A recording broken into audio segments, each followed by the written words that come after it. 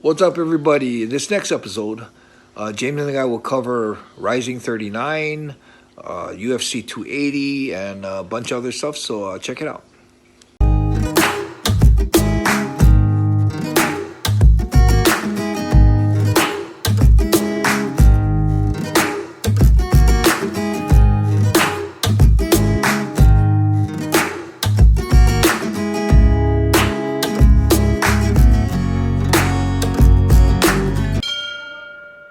What's up, everybody, and welcome back to the Yamatodamashii podcast. Today, Enson's had a busy week. It's been a busy week in combat sports in general, right? Lots and lots of news. But we're obviously going to start with Rizin 39, as that was close to home for Enson. So, Enson, tell us about Rizin 39 before we get into Sudario's fight. Thoughts on the sort of overall event and your time in Fukuoka?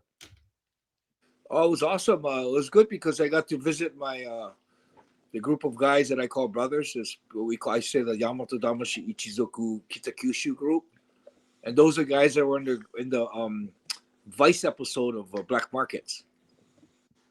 So I actually went up 2 days earlier, and I got to hang out with them for 2 days. It was super cool because I didn't know really what we're gonna do. I went to dinner that first night. They had this outdoor barbecue rooftop, and there must have been like 60 or 70 guys. Wow. And they're all like a part of that group. That group is just getting bigger and bigger. And the guy that takes me around the row is like the top dog. But yeah, so we had that, and then dropped me off at the hotel, and he said, okay, tomorrow we're gonna go to MUSASHI'S grave. I was like, whoa. I remember I told him that a long time ago I want to go there, but I didn't tell him on this trip because I know it's far away. So it's like a bullet train ride. It's an hour bullet train ride and another 30-minute car drive. Wow. So the next day, yeah, he said he's going to take me to MUSASHI'S grave. So we went there. Man, he had everything so planned out perfect where we got into Shinkansen. Before I could do anything, he had my tickets, everything. He paid for the tickets. The tickets were like $60. About $60 one way. Yeah. Then we got to the station. He told me, "Let's wait here. Wait here." One of his kohais, one of his younger guys, got a rent-a-car, a van, picked us up, drove us straight to the we went to the Reigando. Reigando is a cave in the mountain that Miyamoto Musashi spent his final months meditating and writing the book of Five Rings. Wow. Yeah, so we got to do that, and then Bob jumped in the car, went to the grave, spent time at the grave, and done with that. We went jumped in the car, straight to the train station, jumped on the bullet train. Next thing you know, by the evening, we're back in Kitakyushu. Man, it was like when we were driving back. I was telling Ro, it was such an unreal trip, man. It was like no hiccups in it at all. Like straight up smooth trip. Yeah, so that was amazing because we got to spend time with, Miyamoto Musashi is the greatest samurai swordsman ever in Japan, the history of Japan. Never lost a battle. And, I told Sarah then, she goes, oh, how do you know he never lost a battle? And then, well, it's not like Hickson Gracie saying he's 300-0, because in this day and age, when you lose a battle, you die. And she goes, oh, that's right. So yeah, the proof of him being alive is the fact that he didn't lose a match. Yeah. So yeah. So that was a great, because we got to go there. I left my bracelets on the rock that he meditated on the rock that he meditated on. Left my bracelet in front of his grave, and I don't know. Maybe I've absorbed some energy from Miyamoto Musashi. So nice. That was an awesome trip down there. Yeah, and it's, got to have dinner again with the Kyushu family, and it's like a 40 or 50-minute train ride back to Fukuoka, the airport or the hotel. But they insisted they're going to drive me an hour away, take me by car. They said, no, they call me boss. Yeah, boss, you can't ride the train. Nice. They said, okay. They drove me all the way there and dropped me off at the hotel. And that evening, Tsuyoshi came in, and we're on our way to all the photo shoots, room meetings, all the stuff with Tsuyoshi. So was crazy 2 days even before the fight started. Yeah. And I wanted to ask about the weigh-ins, right? Because presumably this was the first time that you saw TSUYOSHI'S opponent, the Hungarian Janos. And because when I saw the weigh-ins, I was really taken back by how big and thick he was. What was your first impressions and when you guys saw him? Yeah, when I saw his videos that they gave us, he looked a little out of shape, real heavy, looked shorter. And when he was standing next to TSUYOSHI, and when they had the face-ups, he was bigger than TSUYOSHI. His chest was wider. When they turned sideways, he was bigger. And as big as huge as TSUYOSHI's legs are, that guy's legs are actually bigger than TSUYOSHI's.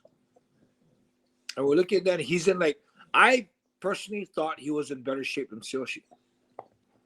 And TSUYOSHI has nice shoulders and nice arm muscles, but his midsections were flabby. And that guy wasn't flabby. He was like lumberjack, powerlifter strong. Yeah. It was like, whoa. This is not the guy we saw in the video. And it's like, whoa, this guy. And he came in at 120 kilos. And that's, TSUYOSHI came in at 118. And the fact that he came in at 120 is the limit for that weight class. Mm. So the fact that he came in just at 120, he's got to have cut weight. Yeah. So we figured he's probably coming in at 130 or to 125 kilos at least. Mm. So that kind of surprised me. It was like, oh man, this is a big boy. Yeah, certainly surprised me seeing especially in the face-off. You suddenly went, oh, okay, he's definitely bigger than what I thought he was going to look like. So let's go through the fight then, because the fight surprised me in a number of different ways, and we'll get into it. But I think the first thing that surprised me was because he was billed as a kickboxer, I was quite surprised that he clinched quite early in the fight. Did that take you guys off guard a little bit? No, we had an idea that, and even in the fight interview, he kind of did say something like that he wants to take down and ground and pound. He was saying, I think he overestimated TSUYOSHI's size too, because he said something like he thinks he's going to have a hard time with the reach and the height difference. So closing the distance is going to be the trick, but once he closes, to take him down and ground and pound.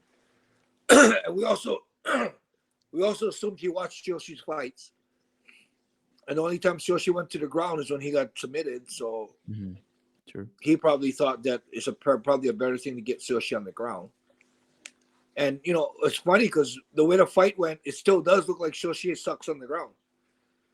The moment he got on the ground, he got 2 hammer fists pounded on his head, and then he got up and then finished the fight standing, So Yeah. it still looks like he's not a good ground fighter. So it's kind of in our favor. And one of the big moments in the fight, which I think a lot of jaws dropped, was when Janos threw TSUYOSHI, and he Sudario went the people almost felt like it was an earthquake in the ring because of the size of the guys. But that was a bit of a shock that he actually got it. Obviously, TSUYOSHI got back to his feet, but that must have, I don't know. I think a few jaws dropped in that moment, right? Yeah, because we got big boys at the gym we train at. Yeah. That spar with TSUYOSHI and everything, but TSUYOSHI's never been flown like that. Never. Yeah. Right. I mean, TSUYOSHI got thrown like 2 lightweight fighters fighting each other, and a guy puts in a nice Uchimata throw. Yeah. Yeah. So to see TSUYOSHI's fly like that, I was like, whoa. So in the corner, I was like, holy shit, he just got freaking ragdolled. Yeah. And you don't see that happen in the heavyweights, let alone I've never seen TSUYOSHI be thrown like that. Because TSUYOSHI had a really good space with his sumo background, Yeah, exactly right. Yeah, I didn't even think about that. Obviously, the sumo background. So, but what I would say, there was a lot that I felt that TSUYOSHI, and I think a lot of fans realize this as well, is that there was a lot of good, big improvements that we could see. So the things that I think some of the fans took away from it was, his jab looked really nice, his movement looked really good, he seemed really light on his feet. But the biggest thing for me was, and I kind of mentioned this to you privately, is his the mental aspect of the fight game is a tough one, right? And he was in quite a lot of trouble with it in the first round. There was a few, maybe not trouble, that's probably not the right word, but he was in some difficult spaces, right? Yeah. But he definitely seems like he managed to keep his composure and then deliver the result, right?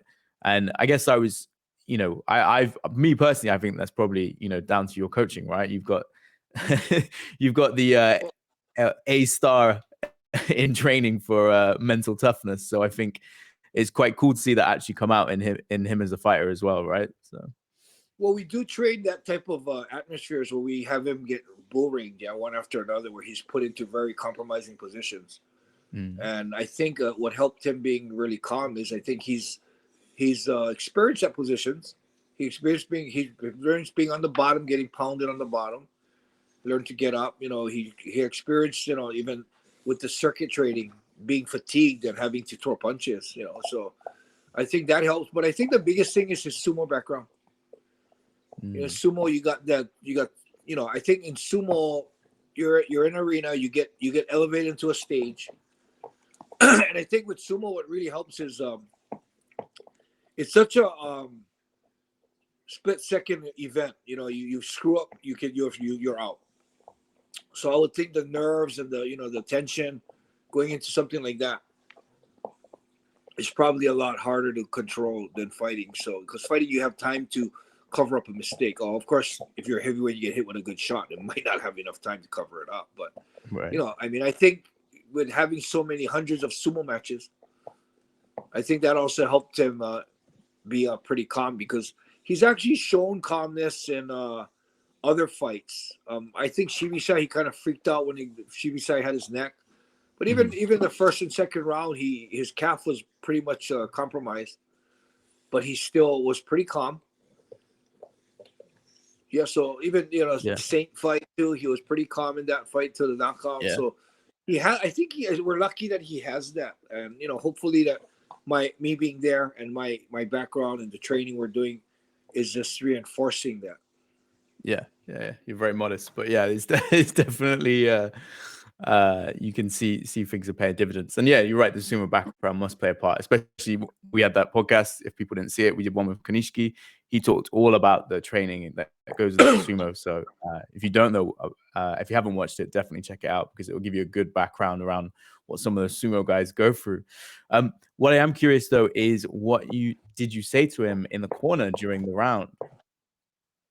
Yeah, I was telling him in the corner that I knew he was tired. So I just told him I felt that he was getting too excited to try and knock the guy out. And I think a part of him wanting to knock the guy out was because he was also tired. So he wanted to finish it. So I just let him know that to let him understand the thing that he probably knew but wasn't able to focus on is that his opponent's tired, if not more tired than him. And so don't need to rush it. Don't rush it. Just take your time and slowly chop him down, because the more time you take, the more tired he's going to get. Oh, thank you, Tamashii. Yeah, no, yeah, definitely. So I just kind of told him to relax. Keep doing what you're doing. What you're doing is good. Just take your time. Don't be loose. Don't tense up. You don't have to knock him out right away. Let the fight go. The longer it goes, the better it'll be for you. So I don't know how much he heard, because he was really like in a raw place with high anxiety. Really? Wow. Okay. He was breathing hard. I could see he was worried about his getting tired. I could see him breathing hard and concerned about how tired he was. Right. Well, I mean, it worked out in his favor, because I think Janos threw some sort of kick, right? And then Tsuyoshi landed that uppercut on the way up, right? And that was really nice. And then to finish it off with the ground strikes, but in particular the knees. Do you know, did that knee break his nose? Because the sound of it was absolutely savage on the broadcast. The way it bled in the ring, I think it did break. Must have, yeah. But man, that guy Janos was such a tough guy, man. I mean, the shots he ate with Tsuyoshi punching him, and the only reason why he fell down is because he was off balance. Mm-hmm. I don't know if any punches that Tsuyoshi could throw could have knocked that guy down. That guy was taking it like a champ, man. Yeah, he was a big boy, and he seemed like he had a good chin. But that well, great, the knee, right? I mean, a lot of fans were talking about it just because with Rizin having the superior rule set, it opens so much more opportunities to throw things like the knees, right? And that just huge knee to the nose was just something else that you don't see that often. Yeah, I mean, UFC is illegal, so yeah, right. Which is unfortunate. I think it's part of the martial art, man. Too bad. It's too bad that the rules have been, changed so much to be more of a sport. Definitely, I agree with that. So post-fight wise, did you have a chance to talk to Janos or his corner at all? Yeah, he was he's a super nice guy. He just thanked us for the fight. I mentioned to him how tough he was, and it was a pleasure fighting him because there was no shit talk. And he, when I told him about that, the compliment on that, he said, "Hey, Japan is a land of respect, and we're not going to be doing that kind of stuff in the land of respect." Nice. His coach knew who I was. His coach's coach was trained with me. Yeah, a guy that I trained with. This guy Milan, so he kind of knew who we were. Yeah. So yeah, pretty cool. It's so it's so nice to fight a fellow warrior that doesn't feel like he has to sell the show and talk shit and real sincere, real frank. Here to fight, here to trade and bleed together and respect. I really like that. Definitely, I think it was one of the favorite fights on the card for a lot of fans, which is cool. Right. In the post-fight promo, Tsuyoshi very quickly didn't have much to say other than that he wants to fight on New Year's Eve. I was curious, is that still the case? Did he have any injuries or anything like that? Is anything stopping him from? No injuries. He's fine to fight on New Year's Eve. Awesome. He had I think some of the knees that Janos threw at him. The knee to his thigh when they were in the corner. That kind of hurt him. So that was a super good knees that Janos threw on him. So that he was limping. He was already limping at the end of the fight after the fight. But other than that, it was just a bruised muscle, nothing serious. Nice. So yeah, hopefully we see him on New Year's Eve. I'm very excited. The 4 fights were just announced for this huge card of Bellator versus Rizin. Really exciting. So maybe Tsuyoshi gets a Bellator fighter. We'll have to see if that's on the card. That's the plan. So that's the plan is Tsuyoshi fights a Bellator fighter. So I'm a little bit worried if it's a little too much of a step in level, but I think I think it's good for him to experience the level of Bellator. I'm not quite a UFC level, but I don't know, maybe UFC is about the same. Chandler goes over and does good in the UFC. Yeah. Rory McDonald leaves UFC on his own and doesn't do good in Bellator. So I would say the levels is about the same maybe. Yeah, there's just UFC has the name UFC, but so it'll be. I think it is time that Tsuyoshi can go and try and test his skills against someone world class level and see. Getting your ass kicked isn't always a bad thing. Yeah. Excited to see who he potentially gets matched up with. Yeah, I'm excited too. Bellator's got some interesting heavyweights, so let's see what's next. Was there any other thoughts you had on Rizin 39? Just from what you got to see? I thought I didn't get to see the fight, but KLEBER, Koike, and USHIKU. Yeah, when people asked me about that fight, I always thought that KLEBER was gonna probably win because of his ground. His ground is so good and his striking's decent. Yeah. But when I heard USHIKU's pre-fight interview, and he said something about he'd like, if it goes to the ground, he'd like to show how good he is on the ground. I was like, oh, he's not that. He should be more alarmed and worried about KLEBER's ground. But he was more like, I got ground too. I want to like, would it be nice? It would be nice to show them that too. And when I heard that, I was saying, ooh, that is not a good mixture for someone that's going to fight someone like KLEBER. Yeah, definitely. It was an interesting one actually. So I found out before the event that actually there was a certain website where you can bet on Rizin, and yeah, USHIKU had pretty good odds. I quite like a good underdog bet, right? Me He was too. He was about 4-1. So I did put some money down on it, only a tenner. But yeah, I was thinking KLEBER was going to get the win, but USHIKU, he's a really awkward fighter, right? He can surprise you so much, like he did with the Saito fights. So Saito, he was not supposed to beat Saito twice. I thought, you know what, if there's ever a fight that could not go the right way, it's a fight with USHIKU. So, but he actually did impress me because he did take it to the ground. And some of the transitions, he looked pretty good. He tried to get like a leg lock on him on KLEBER and stuff like that. Yeah. But KLEBER's just next level, right? He's serious. Him and Souza, their jiu-jitsu is just out of this world, and I can't wait to see how they do. KLEBER's got Pitbull. If you guys haven't seen the announcement, KLEBER's got Pitbull. Satoshi has McKee. So that's that's a huge fight.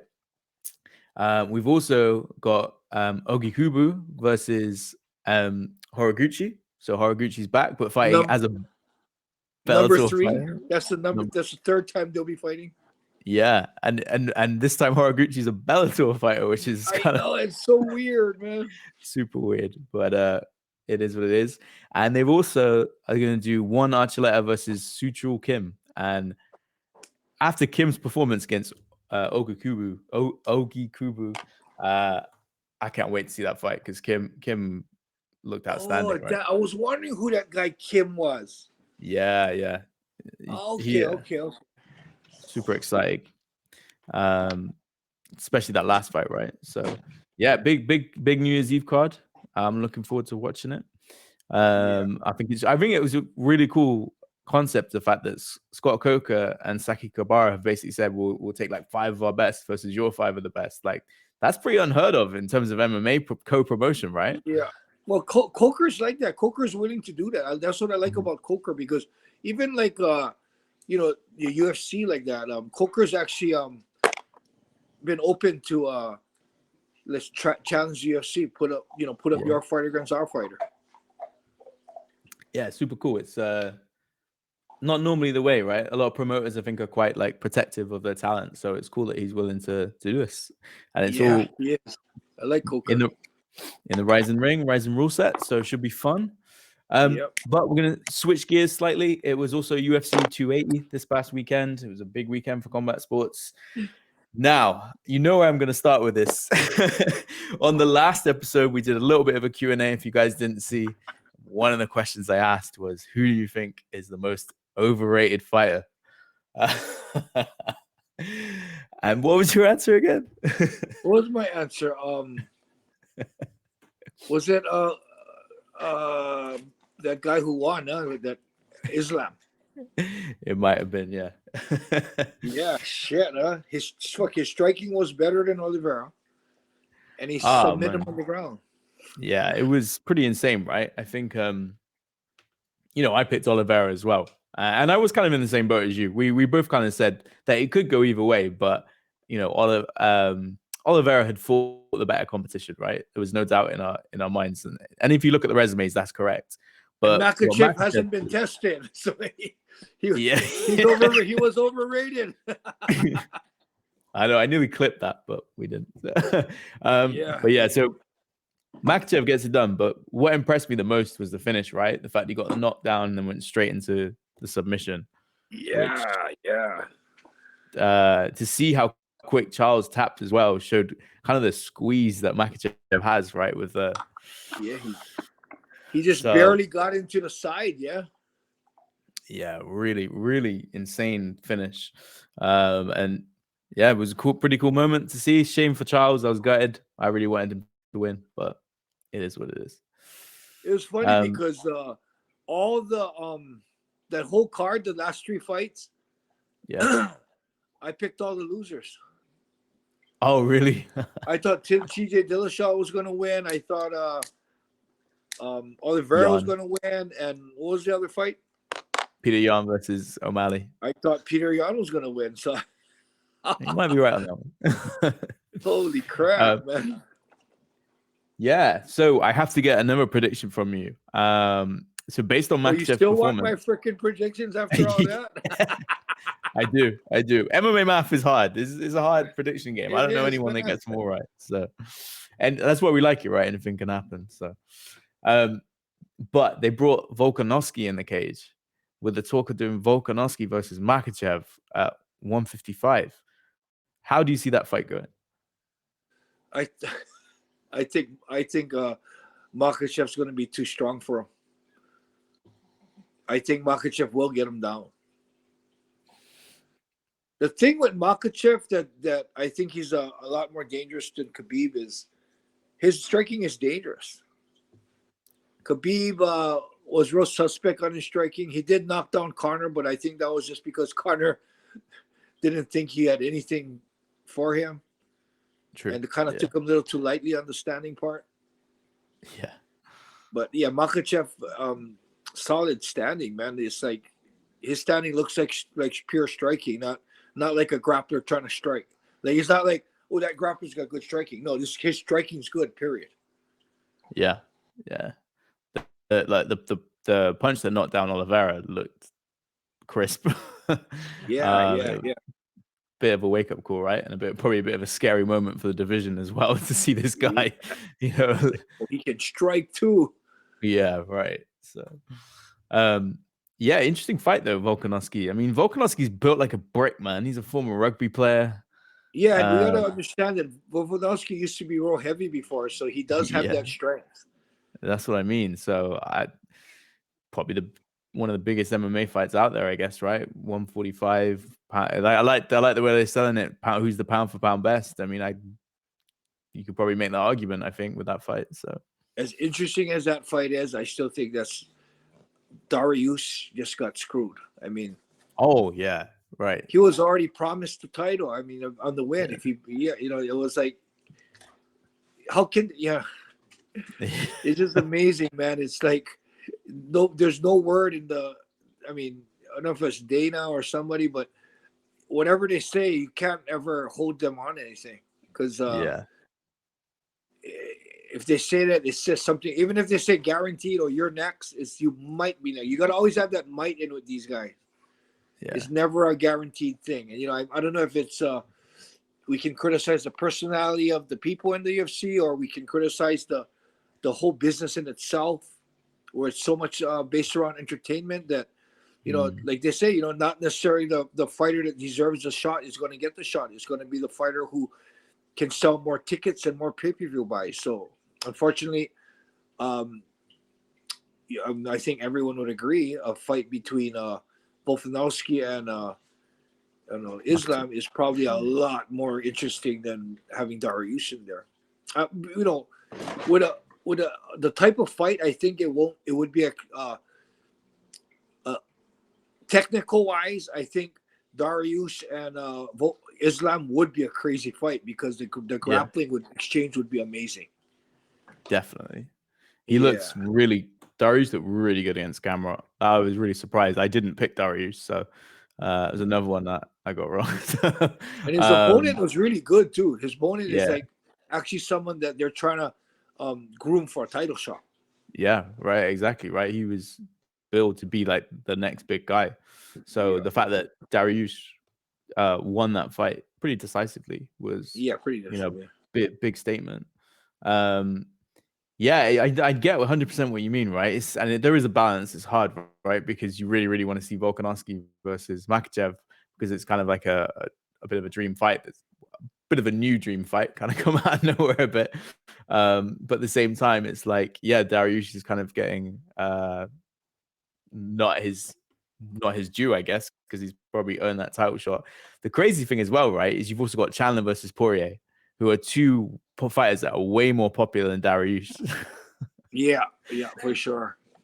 Bernie. Thank Shower you, Bernie. time. Yeah. Okay, Bernie. I'm on a podcast right now. Bernie, I'm doing my podcast right now. Hey. Kids, man. Yeah, but like we're talking about it being fair. How does Jose Aldo not get a rematch against Conor McGregor after dominating the division for so long? How does Charles Oliveira not get a rematch on that? Yeah. As much as Dariush should have got the fight, and Volkanovski's fight is interesting. The fact that Charles has been such a company man and has been so dominant, with him requesting to have immediate rematch, and they just totally didn't even consider it or wasn't even in the consideration, is about the how the way it's how the day and age of MMA is going right now. It's a hard business. Really, the rankings don't really mean much. Yeah.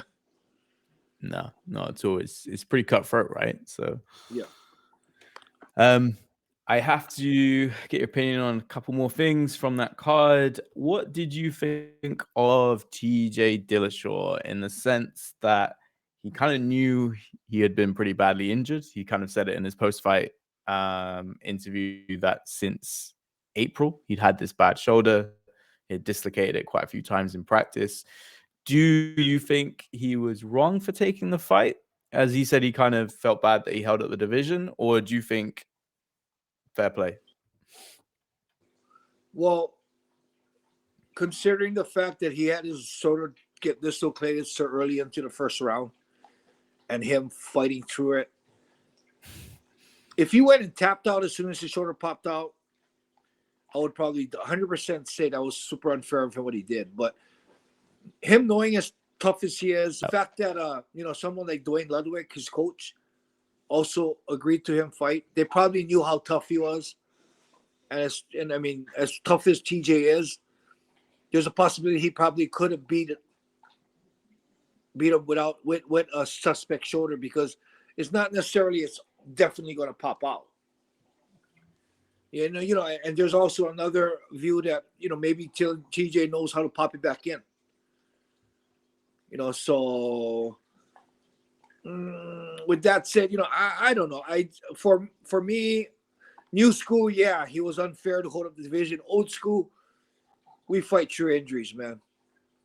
And you don't want to ever count yourself out until you're really out. And if his shoulder was in at the beginning of the fight, and it wasn't going to be a guarantee if it got popped out or not.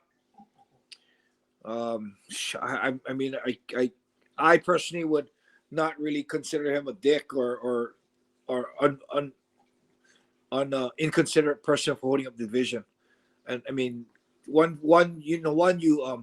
it's opportunity of a lifetime. Two, look how tough he is. And three, old school mentality. You fight through pain.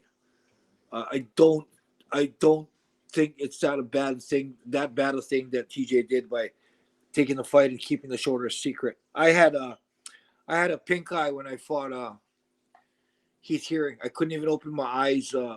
Whenever we walked into a lighted room, like a spotlight at the ring, I was blinded for about 20 seconds. I couldn't open my eyes too long. I had to keep it squinted so that it would burn when I opened it too long.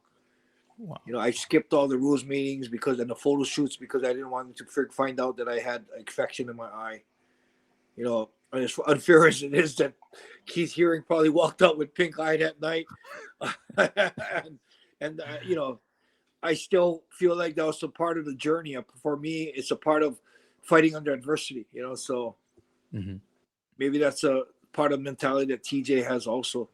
I can't speak for him. I don't know, but for me, as old school mentality, I don't hold that much against him for not revealing his injuries and making them cancel the fight, having them cancel the fight or have a replacement fighter. Yeah, I agree, like wholeheartedly, because it was kind of one of those where a lot of the new school fans were a bit like, "Oh, how can this happen?" sort of thing. And for me, considering he'd been quite a controversial character, given all the EPO stuff and everything like that, I felt like he kind of redeemed himself with this performance, because to go back on that stool in the first round after having, like, you could see the shoulder was out. And as someone that has had a broken shoulder, I was wincing in pain, thinking like, this looks horrendous. And then they just popped it back in, and then he was like, yep, good to go. Like, fair play to the guy. That's not something you do every day.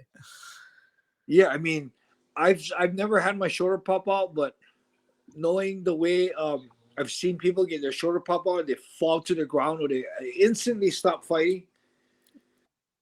TJ fought in a very bad position, being side controlled or mounted for how long with a popped out shoulder. I mean, it's amazing how tough that guy is.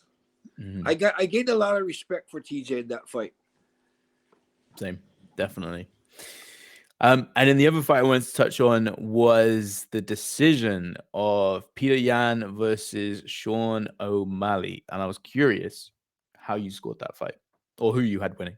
I had Peter Yan winning 100%. I was pretty happy. Yeah, I don't see how Sean O'Malley got that. I agree. It was an amazing fight, though. I really enjoyed that fight. I think lots of drama. And I did think that Sean O'Malley proved that he was, should be in that conversation of really high-ranked weights. But for sure, Peter Yan won that fight. I think so. I don't think I don't know if I've seen much people that actually said they thought Sean O'Malley won it or agreed with the decision. That's right. I know it's a strange one. It's been a long time, I think, since we've had like a clear-cut decision like that, which was, completely the wrong way around. We used to get them a lot back in the day, right? But recently the judging, I think, has been a bit better than it used to be. But yeah, that was a bit of a shocker for sure. Did you hear what Joe Rogan's suggesting? No, I did not. He wants to have 10 judges. Whoa, that's a lot of judges. Yeah, that way if you got one, like if you have 3 judges, you got 1 or 2 corrupt ones or shitty judges, it can ruin the whole thing. Even he's saying 1 judge could actually change the whole thing. But if you got 10 and you got 3 horrible ones, it's not going to do nothing because you got 7 good ones. Yeah. And I think it makes sense. Yeah. I mean, maybe 10's a little big number, but maybe like 5. Yeah, right. So yeah, and I mean, I think they need to also the judging, they need to make it a lot more clear what they're judging for. Like Shuto and Rising and One, they all have the criteria out, but they still have problems with the judging. But yeah, they have the criteria out, and I think it's like I know in Rising, aggressiveness is super important. It's a real big. I think aggressiveness weighs more than ring control. Yeah, definitely. Oh, and damage is huge in Rising. Damage. Right. Damage. The damage is way heavier than weighs a lot more than ring control, which makes a lot of sense. Yeah. No, I agree. But yeah, any other thoughts on UFC 280? No, just the fact that everyone I thought was gonna win lost. Yeah. I did want TJ to win because EPO or no EPO, I think he's one of the top best fighters in the world, and to have someone back in that division is a good man to have in the division. I wanted to see him win. I wanted to see him get back and be a champ again and control the division. That was disappointing. I'm not too keen on ALJO because of how he got the belt the first time. The second time he did prove himself and win the fight, but then even this one, it's obvious TJ's shoulder popped out, and to celebrate like he did, for me, I'd be bummed that it's a win no matter what, because you had to beat the opponent there, and you had to give the offense to create the shoulder pop out. But the fact that it's been popping out all day and all week, he didn't even go to any he didn't do any warm-up sessions. He didn't do any embedded workout sessions, nothing. It's obvious his shoulder was really bad. I mean, as a true warrior, I think they'll be more disappointed that you didn't get to beat the best of TJ Dillashaw. And as an athlete and as the entertainer, you got your hand raised, you're getting the fight bonus, you got the belt still on your waist.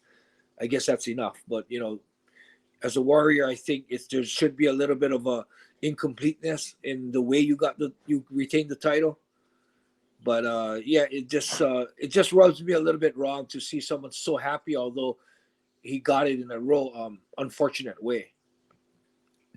I agree. Yeah, it's a weird thing with Aljo, right? It's been a couple times where like the knee with Jan, it's like, and then he's celebrating like he won it, and it's a bit weird. And then to see that again, I thought he'd learned his lesson, but yeah. Yeah, it keeps happening with Aljo, huh? I know, right? It's like, and they're talking about him versus CEJUDO, which I'm not really a big fan of that fight, if I'm honest. I don't know. I think CEJUDO's. I wouldn't give him a title shot straight away. I think, the way he left was weird. Well, you know what I think it is? I feel the same way. It rubs me the wrong way because CEJUDO is not doing anything sincerely. He has everything calculated. He retired trying to get more money. Yeah. He was never retired. He was just waiting for the right time to come back for a big money pay fight and a fight that he could probably win. I mean, just the way everything is so calculated with CEJUDO, it's hard to be like, say he's fucking the king of cringe, man. The shit he does, the shit he says is cringeworthy, man. Almost everything he does is cringy. Yeah, I agree. It's one of them where it's like, it's kind of funny that he tried to do the McGregor and be like, yeah, I'm retired. And then, UFC will pay him lots of money, but it wasn't the case. And I don't blame him for not paying for him, to be honest. Like he's got some good attributes, and he beat DJ, but it's one of them where it's kind of like, I don't know if he's worth the investment, but it's too calculated. I just feel it's too calculated. I can't really jump on that wagon. Yeah. Don't make a fan of us. So that pretty much wraps it up, I think. The only other combat sports that I was watching, which I don't know if you've ever heard of this, there was a Polish promotion called WOTORE. Now, what makes them special, right? So I watched this on Friday, is the rules is complete old school rules. It was really, really interesting. I think you'd like it. I'll have to send some links of it to you after. But essentially, right, there's no ring, there's no cage. So it's completely open. You can fall off the edge, and it can be quite dangerous in terms of getting injuries and that.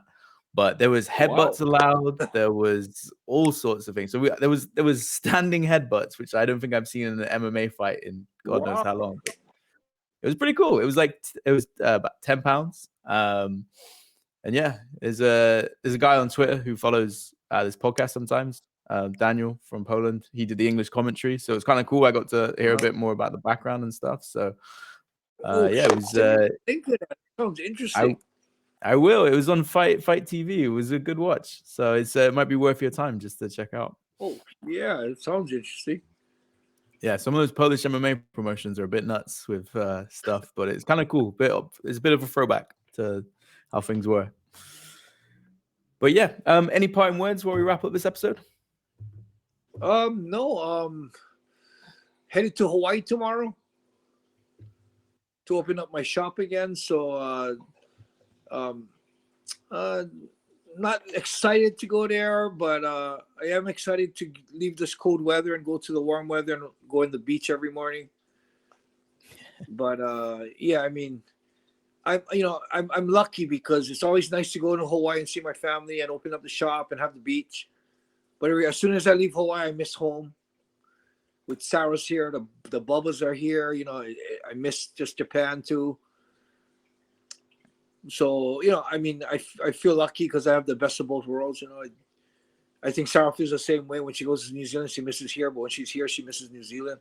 And I don't think I necessarily miss Hawaii when I'm here. But when the trip's coming down close, I look forward to going. So, I mean, what a great life to have. You're going to you go to places that you enjoy. You miss both places. It's not like, oh shit, I don't want to go here. No, I want to go back to Japan. You know, it's nice to be there, and it's nice to be seeing my family, but it's always nice to come home, and it's nice to go back. You know, and then we gotta do our Thai trip sometime next year. Yeah. Yeah. We'll talk about it after this podcast, maybe. So and see what we can plan. But yeah, awesome. Thanks everybody for watching, and we will see you again hopefully next week.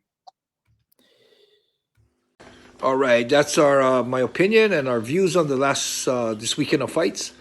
You have any comments or any disagreements or what you agree with? Put in the comments. Make sure you follow, subscribe, and share. Right on.